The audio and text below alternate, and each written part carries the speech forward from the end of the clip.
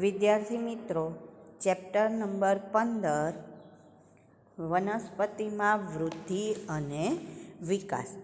હવે એની અંદર આપણે આગળ ઇથિલિનની વાત કરવાની છે.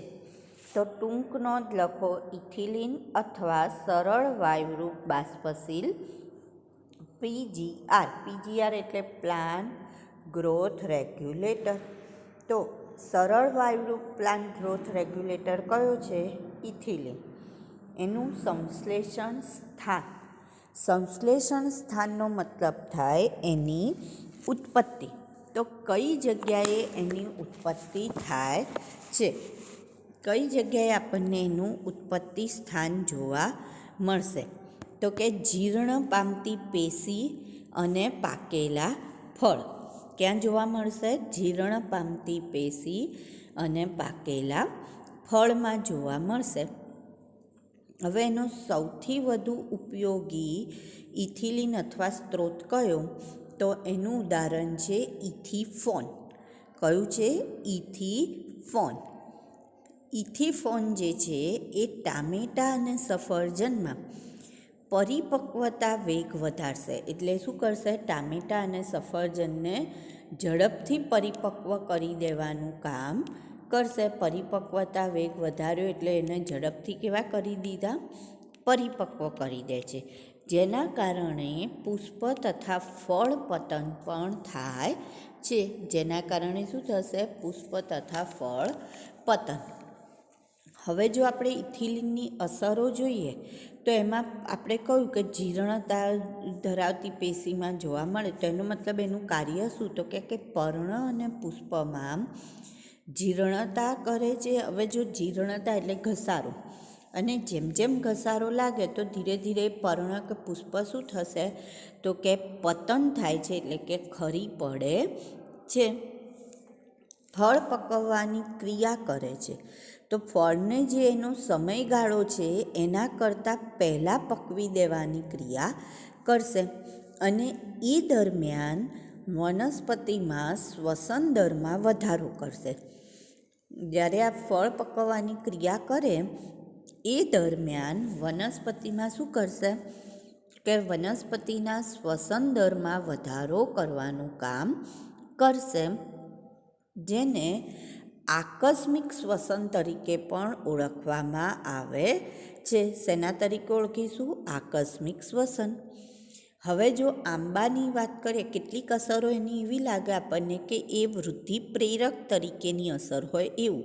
જેમ કે આંબામાં પુષ્પસર્જન, અનાનસમાં પુષ્પસર્જન કરે છે, બીજ કલી અને કલિકાની સુષુપ્તતાને તોડે, મગફળીમાં બીજાંકુરણ કરે, બટાટાના ગ્રંથિલ જે ભાગ છે એનું અંકુરણ કરવાનું કામ કરશે. ઊંડા પાણીમાં જે ડાંગરના છોડ હોય, તમને ખબર હશે કે ડાંગરનો છોડ ક્યાં કરવાનો હોય? ડાંગર ક્યાં વાવવાની હોય? પાણીમાં. તો ત્યાં જે આંતરગાંઠ અથવા પર્ણદંડ છે એની લંબાઈ પ્રેરવાનું કામ કરશે. આંતરગાંઠ કોને કહીએ છીએ આપણે? બે ક્રમિક ગાંઠ વચ્ચેનો વિસ્તાર. પ્રકાંડ પર ગાંઠનો જે ભાગ હોય છે કે જે ભાગેથી પર્ણ ઉત્પન્ન થાય એને ગાંઠ કહેવાય. તો એ બે ક્રમિક ગાંઠ વચ્ચેનો વિસ્તાર એને આંતરગાંઠ કહેવાય. તો એની લંબાઈમાં વધારો કરશે. પર્ણ અને પ્રરોના ઉપરી ભાગને પાણીથી ઉપર રાખવામાં મદદરૂપ થાય છે. એટલે પર્ણ કે પ્રરો પાણીમાં ડૂબી જતા નથી. મૂળની વૃદ્ધિ અને મૂળ રોમના નિર્માણને પ્રેરિત કરે છે. એટલે શોષણ સપાટીમાં વધારો કરશે. મૂળ અને મૂળ રોમ બંનેની વૃદ્ધિ થશે. તો એના કારણે વનસ્પતિની શોષણ સપાટીમાં શું થશે? વધારો. કારણ કે મૂળ રોમ શું છે? તો કે મૂળ ઉપર આવેલા બહિરુદ ભેદ છે, વાળ જેવી એકકોષીય રચના. તો આ બહિરુદ ભેદ શું કરશે? તો કે આજુબાજુમાંથી દૂર દૂરથી પણ પાણીનું શોષણ કરવાનું કામ કરશે. અને કાકડીમાં માદા પુષ્પની સંખ્યામાં વધારો કરશે. હવે જેમ જેમ માદા પુષ્પ વધતા જાય એમ એમ પ્રજનન ફલન કેવું થતું જશે? વધતું જશે. અને જો ફલન વધતું જાય તો પાકની ઉત્પાદકતામાં પણ શું થાય છે? વધારો થાય છે. તો આ કોની અસરો થઈ? ઇથિલિન. ઇથિલિનને આપણે સરળ વાયુરૂપ બાષ્પશીલ અંતઃસ્ત્રાવ તરીકે પણ ઓળખીએ છીએ. એ પછીનો પ્રશ્ન આવે છે કે એબ્સિસિક એસિડની અસરો જણાવો. એબ્સિસિક એસિડને તણાવ અંતઃસ્ત્રાવ તરીકે પણ ઓળખવામાં આવે. શેના તરીકે ઓળખીશું? તણાવ અંતઃસ્ત્રાવ અથવા તો સ્ટ્રેસ હોર્મોન. તો વનસ્પતિ અવરોધક તરીકે અને વનસ્પતિ ચયાપચયના અવરોધક તરીકે કાર્ય કરતો અંતઃસ્ત્રાવ એટલે કયો અંતઃસ્ત્રાવ? એબ્સિસિક એસિડ. વનસ્પતિ અવરોધક અને વનસ્પતિ ચયાપચયનો અવરોધક એટલે એને શું કહીશું આપણે? એબ્સિસિક એસિડ, જેને શોર્ટમાં ABA વડે દર્શાવાય છે. શેના વડે દર્શાવાય? ABA. કેરોટીનોઇડ્સનું વ્યુત્પન્ન છે. કોનું વ્યુત્પન્ન છે? કેરોટીનોઇડ્સનું. હવે આ જે એબ્સિસિક એસિડ છે એ અધિસ્તરના જે વાયુરંધ્ર છે એ બંધ કરે છે, જેથી તણાવ માટે સહનશીલતામાં વધારો થાય છે. હવે જો તમને ખબર છે કે વાયુરંધ્ર બંધ થઈ જશે તો એનો મતલબ શું થશે? તો કે પાણીનો વ્યય ઓછો થશે. અને જો પાણીનો વ્યય ઓછો થાય તો જ્યારે વનસ્પતિમાં તણાવ ઉત્પન્ન થાય એટલે કે તાણની પરિસ્થિતિ હોય ત્યારે પાણીનો વ્યય ઓછો, તો વનસ્પતિમાં પાણી શું થશે? સંગ્રહાયેલું રહેશે. એટલે કે વનસ્પતિની સહનશીલતામાં શું થયો? વધારો થયો. એબ્સિસિક એસિડની અસરો જોઈએ તો ખાસ કરીને વનસ્પતિની કઈ પ્રક્રિયાઓ પર અસર કરે? તો કે વિકાસ, પરિપક્વતા અને સુષુપ્તતા. વિકાસ, પરિપક્વતા અને સુષુપ્તતા જેવી પ્રક્રિયાઓ જે છે એમાં મહત્ત્વની ભૂમિકા ભજવે છે. જેમ કે બીજ સુષુપ્તતા પ્રેરિત કરે છે, એટલે બીજને કેવા કરી દેશે? સુષુપ્ત. અને બીજ સુષુપ્તતા શું છે? આગળ આપણે ભણીએ, હમણાં વાત કરીએ છીએ. તો બીજ સુષુપ્ત રહેશે, એના કારણે લાંબો સમય બીજમાંથી બીજાંકુરણ થતું જ નથી.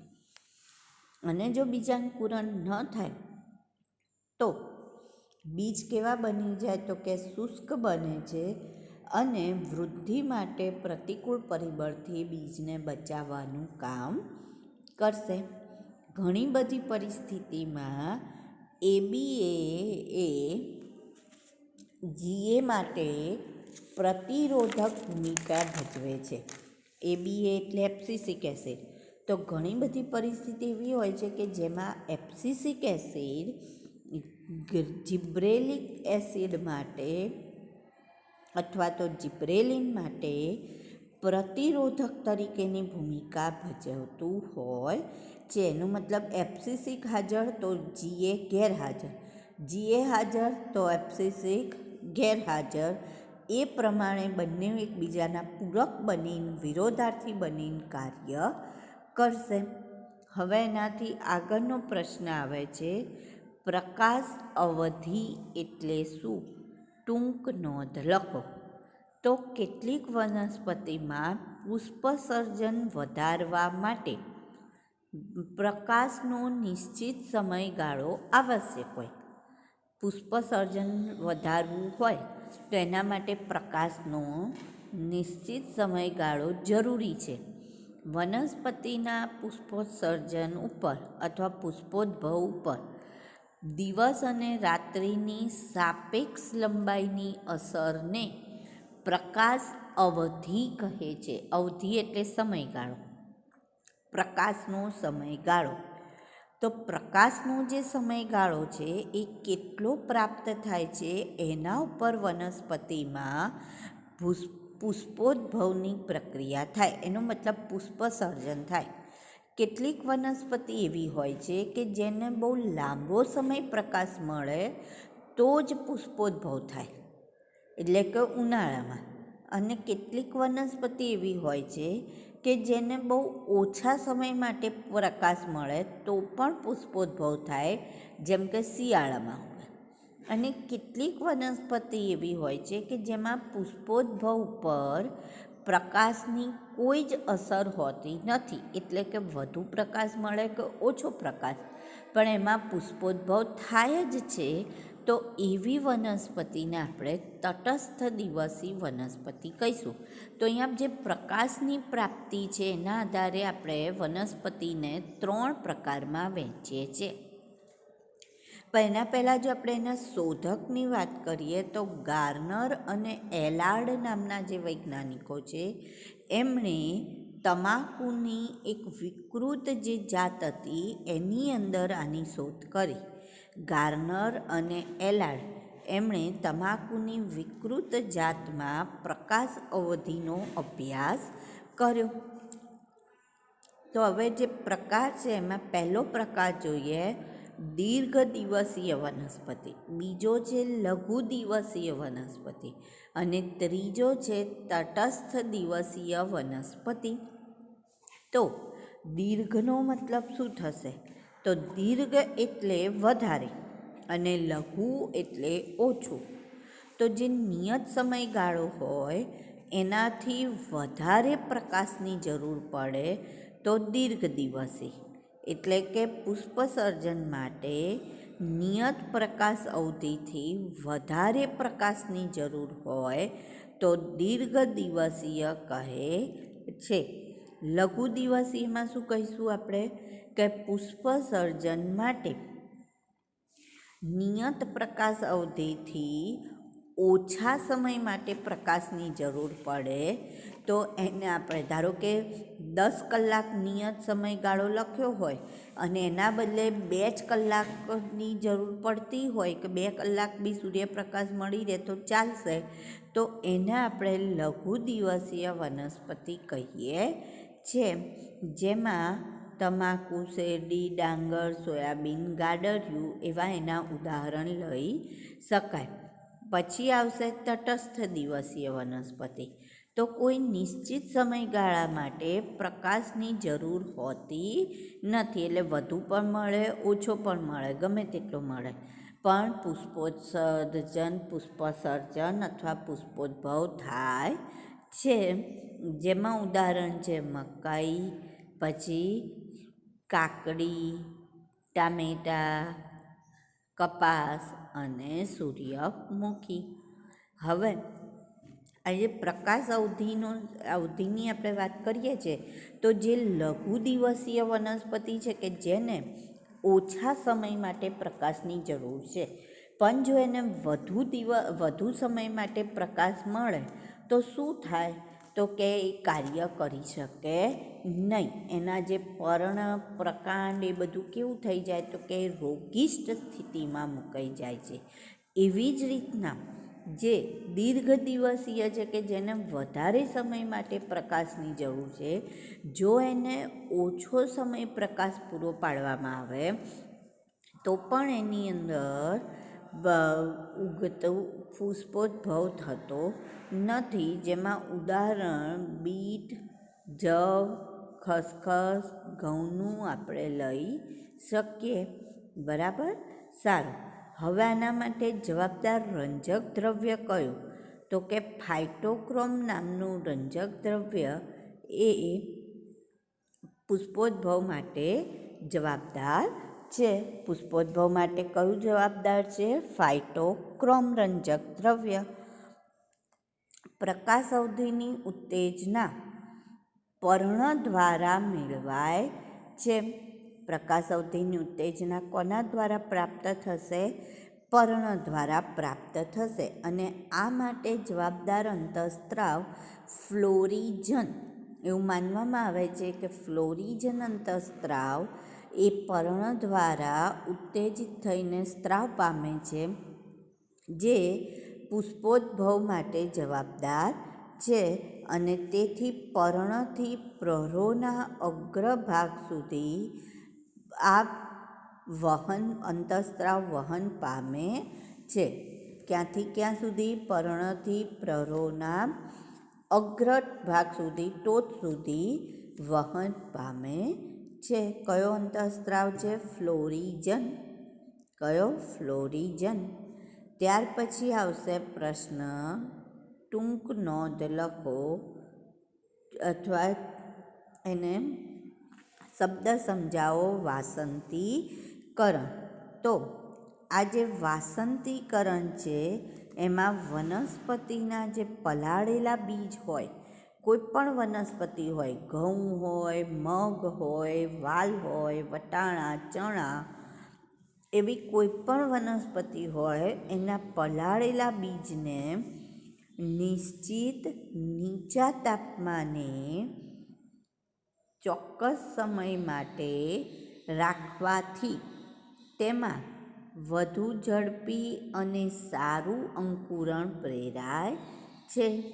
વનસ્પતિના પલાળેલા બીજને નિશ્ચિત નીચા તાપમાને યોગ્ય સમય માટે રાખવાથી તેમાં વધુ ઝડપી અને સારું અંકુરણ પ્રેરાય છે અને વહેલું પુષ્પસર્જન થાય છે. અને શું થાય છે? વહેલું પુષ્પસર્જન, જેને આ કૃત્રિમ પ્રક્રિયા થઈ, જેને વાસંતીકરણ કહે છે. કેવી પ્રક્રિયા થઈ? કૃત્રિમ પ્રક્રિયા, જેને શેના તરીકે ઓળખવામાં આવે? વાસંતીકરણ તરીકે ઓળખવામાં આવે. કેટલીક વનસ્પતિમાં પુષ્પસર્જન માત્રાત્મક કે ગુણાત્મક રીતે ઓછું તાપમાન આપવાથી થાય છે. કેટલીક વનસ્પતિમાં પુષ્પસર્જન શેના લીધે થાય છે? માત્રાત્મક કે ગુણાત્મક રીતે ઓછું તાપમાન આપવાથી થાય છે, જેને વાસંતીકરણ કહે છે. તો બેમાંથી કોઈ પણ ટૂંક નોંધ લખો અથવા તો બંને ટૂંક નોંધ લખો તો ચાલે વાસંતીકરણમાં. હવે ફરીથી એક્સ્ટ્રા પોઈન્ટ આવ્યો કે વાસંતીકરણની સફળતા માટેની જરૂરિયાતો કઈ અથવા તો પૂર્વ શરતો કઈ? તો પહેલું કહે છે કે જારક શ્વસન, એનો મતલબ ઓક્સિજનની હાજરી. બીજું ઇષ્ટતમ પોષણ.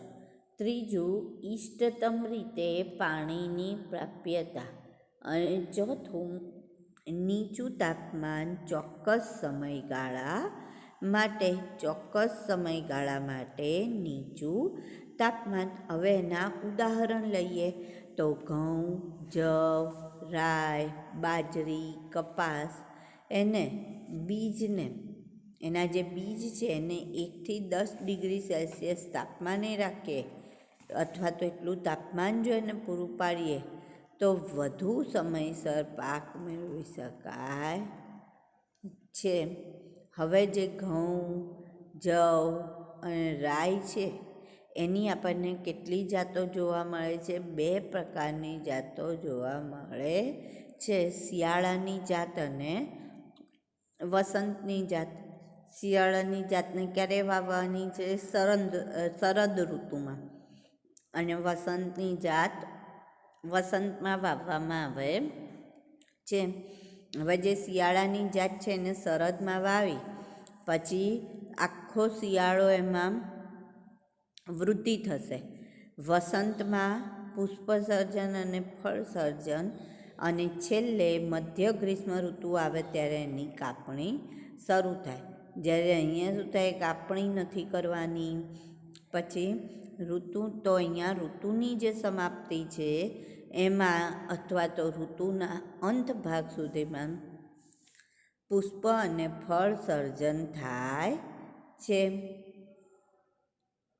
હવે અહીંયા ઉદાહરણ જોઈએ આપણે તો દ્વિવર્ષાયુ વનસ્પતિમાં પણ, આ તો એક વર્ષાયુની વાત કરી, એવી રીતના દ્વિવર્ષાયુ વનસ્પતિ હોય તો એમાં પણ આપણને વાસંતીકરણ જોવા મળે, જેવા કે શક્કરિયા, ગાજર અને ડાલિયા. તો કોબીજ પણ એની અંદર આવે. શક્કરિયા, ગાજર, કોબીજ. તો એવી વનસ્પતિના લક્ષણો અથવા ગુણધર્મ જોઈએ. એક કેસરી.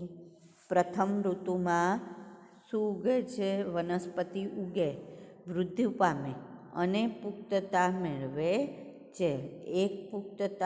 જે પ્રથમ ઋતુ હોય, દ્વિવર્ષાયુ કીધું ને, એટલે કેટલી ઋતુ હોય? 2 ઋતુ. કોઈ પણ વનસ્પતિ દ્વિવર્ષાયુ હોય તો એમાં 2 ઋતુમાં વનસ્પતિ એક ઋતુમાં ઉગવાનું કામ, વૃદ્ધિ વિકાસનું કામ કરશે અને પુખ્તતા પ્રાપ્ત કરશે. જ્યારે બીજી ઋતુમાં એટલે કે દ્વિતીય ઋતુમાં પુષ્પ સર્જન દર્શાવે છે. નીચું તાપમાન આપો તો પુષ્પોસર્જન થાય, પુષ્પોદ્ભવ થાય અને જેને આપણે શેના તરીકે ઓળખીએ છીએ? વાસંતીકરણ તરીકે ઓળખીએ છીએ. નીચા તાપમાનની અસર હેઠળ રાખેલ બીજમાં વહેલું જો આપણે પુષ્પસર્જન કરાવવું હોય તેના માટેનો અંતઃસ્ત્રાવ છે વર્નેલિન. કયો અંતઃસ્ત્રાવ છે? વર્નેલિન નામનો અંતઃસ્ત્રાવ. હવે પ્રશ્ન આવે છે કે બીજ સુષુપ્તતા એટલે શું અને તે માટે જવાબદાર કારણો જણાવો. તો સૌથી પહેલાં આપણે જોઈએ બીજ સુષુપ્તતાની વાત કરીએ તો અનુકૂળ પર્યાવરણીય પરિસ્થિતિ હોવા છતાં, જો શું કહે છે? અનુકૂળ પર્યાવરણીય પરિસ્થિતિ હોવા છતાં બીજાંકુરણ ન થવાની સ્થિતિને બીજ સુષુપ્તતા કહે છે.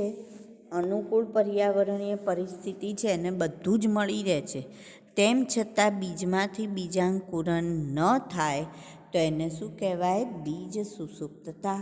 કેટલાક બીજ એવા હોય છે કે જે મહિનાઓ સુધી, દિવસો સુધી અથવા તો કેટલાક બીજ વર્ષો સુધી સુષુપ્ત રહેતા હોય છે. કેવા રહેતા હોય છે? સુષુપ્ત રહેતા હોય છે. આ માટેના આપણે પહેલાં કારણો જોઈએ. તો પહેલું, બીજના પોતાની આંતરિક પરિસ્થિતિ અથવા નિયંત્રણ જે છે એમનું આંતરિક નિયંત્રણ હેઠળ બીજ સુષુપ્ત રહે છે. શું કહે છે? પહેલું કારણ શું કીધું? કે બીજ જે છે પોતાની આંતરિક પરિસ્થિતિ, જે આંતરિક અભ્યાસ છે એ આંતરિક પરિસ્થિતિ અને આંતરક્રિયાના નિયંત્રણ હેઠળ સુષુપ્ત રહેતું હોય છે. હવે એનું જે બીજાવરણ છે, બીજાવરણ એ અપ્રવેશશીલ હોય, કઠણ હોય, મજબૂત હોય તો પાણી અંદર પ્રવેશી શકે નહીં. એટલે બીજું કારણ છે અપ્રવેશશીલ કઠણ બીજાવરણ. ત્રીજું, ABA જેવા અવરોધકોની હાજરી. કયો અવરોધક હોય? ABAની હાજરી. ત્રીજું કારણ શું કહે છે? અપરિપક્વ ભ્રૂણ. અપરિપક્વ ભ્રૂણ, અપ્રવેશશીલ કઠણ બીજાવરણ, ફિનોલ્ફથેલિન, અપરિપક્વ ભ્રૂણ અને છેલ્લે ફિનોલિક એસિડ અને પેરાસ્કોર્બિક એસિડના કારણે, આવા એસિડની હાજરી હોય તો એના કારણે પણ બીજ કેવું રહે છે? તો કે સુષુપ્ત અવસ્થામાં રહેતું હોય છે. કેટલીક વખતે સુષુપ્તતા ફાયદાકારક પણ નીવડતી હોય છે કે જેનો ઉપયોગ આપણે શેના માટે કરી શકીએ? તો કે અભ્યાસ માટે પણ એવા બીજનો ઉપયોગ થઈ શકે છે. તો એ બીજ સુષુપ્તતાના કારણો થયા. ABA જે છે એ સુષુપ્ત બીજમાં જિબ્રેલિન્સની ગેરહાજરી હોય. સુષુપ્ત બીજ હોય એમાં જિબ્રેલિન કેવો હશે? ગેરહાજર. આ સમયે એબ્સિસિક એસિડ જન પ્રત્યાંકન સુધી પહોંચી જાય છે. એબ્સિસિક એસિડ જે જનીન પ્રત્યાંકન છે તેને અવરોધવાનું કામ કરશે. એબ્સિસિક એસિડ શું કરશે? જનીન પ્રત્યાંકન અવરોધી ઉત્સેચકોનું નિર્માણ અટકાવવાનું કામ કરશે. હવે જો ઉત્સેચક જ નિર્માણ નહીં પામે તો એનો મતલબ બીજ કેવા રહેશે? તો કે બીજ સુષુપ્ત જ રહે છે, સક્રિય થતા નથી. હવે એના નિવારણ માટેના ઉપાયો. તો નિવારણ માટે સૌથી પહેલો શું ઉપાય કહે છે? સામાન્ય ઉપાય, કાચ પેપર વડે બીજને ઘસવાથી બીજાવરણ પાણીના પ્રવેશ માટે પ્રવેશશીલ બને છે.